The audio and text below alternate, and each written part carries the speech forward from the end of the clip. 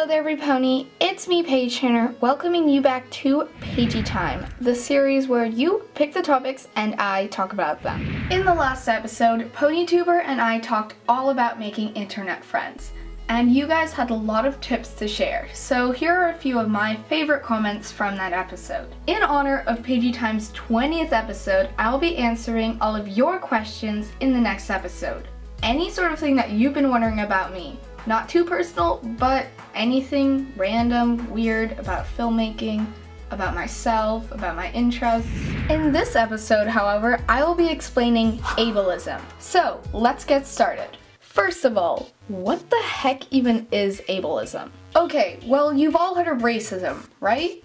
Ableism is sort of like the same thing, except for people with disabilities. The sad thing is, many people don't know about ableism. So in this episode, I'm going to be explaining all about ableism, how harmful it is, and what you can do to stop it. Firstly, who is affected by ableism? Well, of course it is people with disabilities, but it's also anyone who has something that society considers abnormal or different in some way. So this means that of course people who are amputees or people with like Asperger's syndrome or Down syndrome are affected by ableism, but also people with like OCD or depression or even asthma or diabetes. But how are people affected by ableism? Well, a lot of times it's just that people aren't aware of disabled people and their struggles. Did you know that 19% of Americans have a disability? That's 56.7 million people. And yet, many places still don't have wheelchair access. And many people still think that depression just means that you're sad. A lot of times, people who have some sort of a disability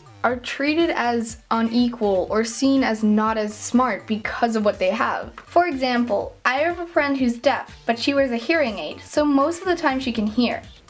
But she says that sometimes people go up to her and say, "Wow, you're really smart for a deaf person." Just because someone has something that may or may not make their life a little bit more difficult doesn't mean that they're less smart or attractive or interesting of a person. Here's the thing. I'm pretty sure most of us are ableist. I'm going to be completely honest with you. I was so totally ableist. And I probably still am, honestly, but I'm working on it. But you know what? I learned. When I was in elementary school, it was like the cool thing to say the R word. People said it all the time. And then one time at home, I said it because I thought it was okay and I had no idea what it meant. And then my mom got so mad at me.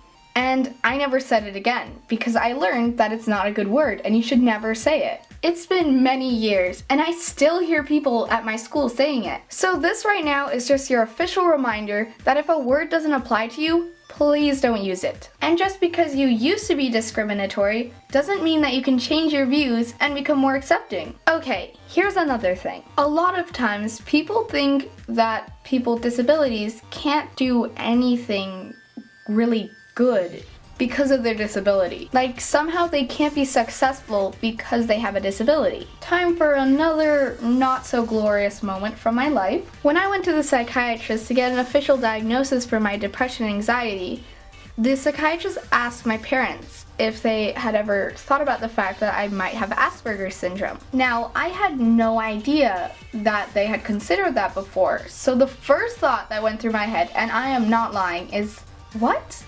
I can't have a disability. I'm not disabled. I can do things. No. After that, I quickly realized, that is not good. But you know what? Some disabled celebrities like Stephen Hawking have even said that they are so successful because of their disability. I probably do have Asperger's syndrome, but that doesn't mean that I can't be successful and I can't be smart. So here's what you can do to stop being ableist. First of all, be aware of people with disabilities. Just because you can't see the disability doesn't mean that a person doesn't have one. And if someone does rack up the courage to tell you that they do have a disability, don't treat them any different because of it.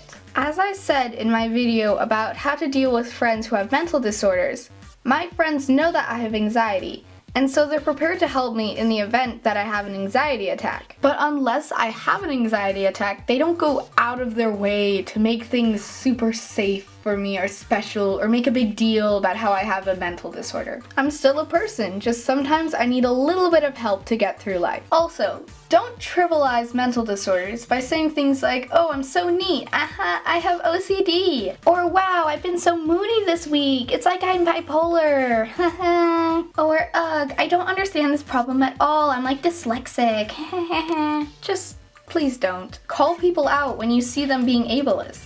Newsflash, if you see someone being ableist and you don't do anything, that's pretty much the same thing as being ableist yourself. Now, just in case I haven't explained it completely, here are some comments from the last episode. And please, if you do have some sort of a disability like I described in this episode, or you know someone who does, check out my video on Project Ableism where you can submit a video that will be in my speech at school about ableism. Now, thank you so much for watching this episode. I hope this wasn't too boring and that it helped you become less ableist. And don't forget to comment down your questions for my Q&A episode in 2 weeks. Bye!